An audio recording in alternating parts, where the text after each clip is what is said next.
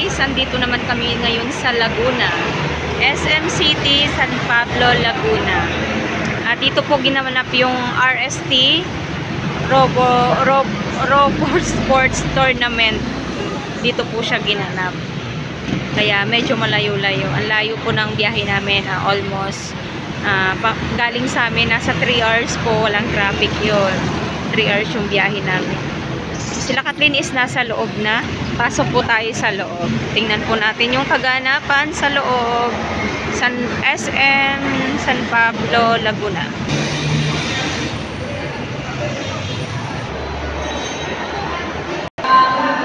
So, andito po sila.